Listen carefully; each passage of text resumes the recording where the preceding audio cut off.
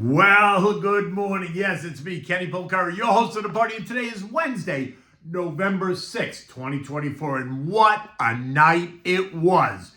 Here are the things that you need to know to get your day started. Well, Trump won a second term to become both the 45th and the 47th president of the United States. That's only happened one other time in the history of the country. The blue wall turned red. In the end, it's the economy, stupid. That's a 1992 tagline. We'll get to that in a moment. Futures are on fire this morning and bond yields are surging. Oil and gold down. The VIX collapses. And what do we have at dinner tonight? We're going to have the shells with sweet sausage, pancetta, and cannelloni beans. It is just so good. Okay. It is morning in America. The country has spoken, and they spoke quite definitively. There is nothing to misunderstand. The headlines say it all. The message was clear. We were on the wrong track. To use a famous Democratic tagline from 1992, Clinton versus Bush, it's the economy, stupid. And now it is what it is. In the end, it was well past midnight before we knew that they had flipped the blue wall, that they flipped the Senate, and they may actually still control the House. That's not clear yet. And it appears that he won both the Electoral College and the popular vote. It's going to be hard for MSNBC to dispute. But let's see how they position it. It's time now to put all this rhetoric behind us. It is time to heal. It is time to move on. So let's go. Markets across the Eurozone are screaming higher. Futures in America are screaming higher. At 5:30, the Dow is up 1,240 points, or 3%. The S&P up 140, 2.5%. Nasdaq up 375 points, 2%. The Russell's ahead by 145 points, or nearly 6.5%. Today is a new day. What happened yesterday in the markets is irrelevant now. So let's just take a look, though, because stocks did advance yesterday. Tech in the broader market advanced, largely boosted by Palantir's 23% surge, following strong earnings and forward guidance that blew the roof off and lit the fuse on anything tech. And that caused more money to move into all areas of tech. Semis up 1.2%. Disruptive tech was up 3.25%. Cybersecurity is up 1.4%. Expanded tech up 1.75%. And of course, Nvidia went up another 2.5% to end the day at 139.90. This morning, the bond yields are surging. The 10-year up 20 basis points, now yielding 4.46%, while the 2 years up 10 basis points at 4.28. So what's happening? Money is moving out of bonds. Investors are selling bonds and moving it into stocks as the celebration begins. Lower bond prices equals higher yields, right? The question now is, though, at what point will those higher yields affect equities? Now, don't discount the idea that the bond market is also telling us that we should expect higher inflation. That was going to happen no matter who moved into the White House. So be careful how you position this. Both candidates had promised more spending. So both would have reignited inflation. Now, today begins the Fed's FOMC meeting, right, with the announcement tomorrow at 2 p.m., leaving many of us wondering exactly what JJ is going to say now. I mean, last Friday, we got a weak NFP report, yet yesterday we got two much stronger services PMI reports. And remember, we're a 75% services economy, so these reports cannot be dismissed. Will the election change the Fed's narrative? We're about to find out. Remember, markets are expecting a 25 basis point rate cut. So let's just see what JJ says tomorrow about how the Fed can assist now with this new narrative. And that just might mean that he holds rates steady. If not this time, probably in December. Now, the VIX plunged by 7% yesterday to end the day at 2049, suggesting little fear. And this morning, it's down another 24%, trading at 1560, levels not seen since late summer, early fall of 24, suggesting that there is no fear at the moment.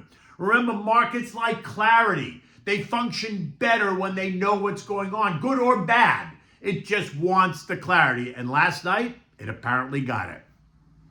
Yesterday, we saw consumer discretionary gain 1.8, industrials up 1.7, utilities gained 1.5, tech was up 1.4, real estate up 1.3, communications up 1.1, financials up 0.9, healthcare up 0.75%, consumer staples up 0.6, energy was up 0.6, and basic materials added 0.1%. Home builders surging by 2.4%, retail up 1.5%, airlines up 2.2%, the value trade was up 1%, the growth trade up 1.5%. Emerging markets, the EEM celebrated as well, rising 1.4%. Now, for those of you who are unfamiliar with the EEM, this ETF gives you exposure to the emerging markets. So you think 25% of it is China, 19% Taiwan, 18% India, 10% South Korea, 5% Brazil, 3.8% Saudi Arabia, 3% South Africa, 1.8% Mexico, 1.8% Indonesia, 1.5% Thailand, and so on and so forth. So if you're looking for exposure to that part of the world, meaning emerging markets, this is a great way to do it. By the way, the EEM is up 12.5% year to date, so not so shabby. Further down the line, metals and miners rose 1.8, semis up 1.2, aerospace and defense up 1.3, oil and gas exploration up 0.9, big pharma up 0.8, and that goes on and on and on. In the end, long-term investors and everyone else just wants this to be over so they can refocus on what really matters for their money: earnings, margins, profits, guidance, ideas, entrepreneurship. And that list goes on as well. And if you stayed the course, if you stayed focused, then you are very happy this morning, as future suggests it's going to be a great day, which is why I keep saying, do not read or react to the noise. Do not make emotional decisions. Build a portfolio and then let it run with it, right? Give me a call to discuss. I'm always happy to discuss it. Now, look, oil's under a bit of pressure this morning. The API reports that U.S. crude stockpiles rose by 3.1 million barrels last week, and Saudi Aramco cuts prices to Asia, all while another hurricane, Rafael, apparently is building in the Gulf of Mexico. This morning, oil is down 1.25% at 71.10 as the dollar index surges. We'll talk about that in a moment. Overnight, oil tested trendline support, and it held, leaving it in that 70.05, 72.95 trading range. A failure to hold support could see oil test the October lows of 67. But remember, that's not really what the Saudis want. So keep your eyes open to see what they do next if, in fact, it breaks. In addition, do not discount the Trump effect.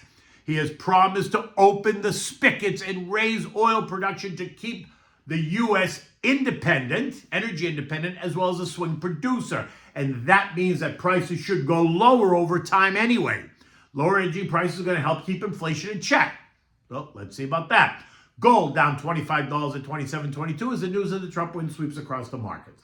The dollar index surging by 1.7% to 105.16, and that is putting pressure on commodities. Recall the inverse relationship between the dollar and commodities. Higher dollar, lower commodities. Lower dollar, higher commodities. So you're seeing that across the board. Check out copper and silver and all that. For now, gold remains in the 2,700, 2,800 trading range. If the dollar keeps rising, though, we could see gold break down and test trendline support at 26.57.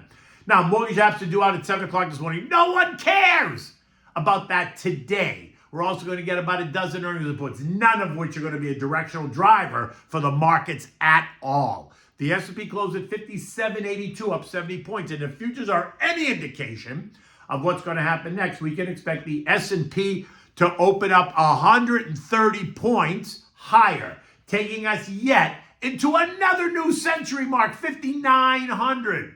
Recall, most estimates are calling for the S&P to end the year at 6,000, 6,200. If the excitement continues, we're going to be there by the end of the week. Successful investing, remember, is a marathon, not a sprint. So reach out, go to my blog, click on the link, send me a message, put KP in the message box. Happy to call you. Okay. So what do we have for dinner? We're going to have the medium shells with sweet sausage, pancetta, and cannelloni beans. It's a great winter dish, and it fills your tummy really nice, right? It's a great dish for a cold night. If you're up in the Northeast, you like the fire, you curl up on the couch, you watch a movie, whatever. For this, you need 2 cans of cannelloni beans, you need garlic, you need thick cut pancetta, you're going to cut it into small little cubes, you need sweet Italian sausage removed from the casing, you need a large sliced onion, you need olive oil, vegetable broth. I use chicken broth for this, but you can use either.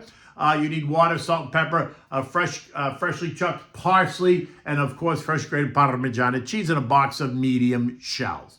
In a saucepan over medium-high heat, you're going to add the olive oil and the sliced garlic. Saute that for 3 or 4 minutes. Now you're going to add in the sliced onions. You're going to saute those until it's soft and translucent, 8 to 10 minutes. Careful not to burn. When that's ready, you're going to add the pancetta and the sausage. You're going to allow it to brown up really nicely using a wooden spoon to break up the sausage as it cooks. Now add in the 2 cans of cannelloni beans. Juice and all, right out of the can. Just mix it in, allowing the beans to marry into the other ingredients. Now you're going to add the broth and the water at a 2-to-1 ratio. So 2 cups of broth, 1 cup of water. 4 cups of broth, 2 cups of water. Get it? You see the pattern there? Now, let this simmer on the stove for 15 minutes or so, stirring it occasionally. Now bring it up to a boil. You got to add more water, or you could add more broth, your choice, doesn't make a difference. Remembering that the pasta, when you put it in, the pasta grows and sucks up the liquid.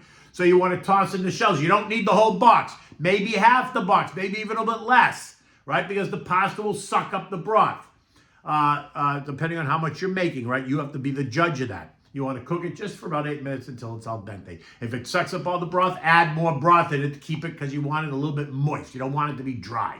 You want to adjust it for seasoning, right? Salt and pepper, and serve it now in warm bowls. Adorn it with the chopped parsley on top when you serve it. You could drizzle it with a little bit of olive oil, and obviously have plenty of fresh grated Parmigiano cheese on the table for your guests. Okay, look, the sun is just coming up here. It looks like it's going to be a sunny day. Well, it's going to be a sunny day in the markets for sure.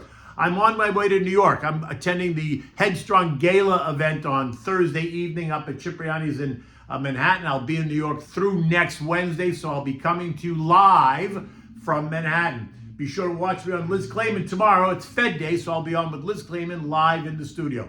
Until then, take good care.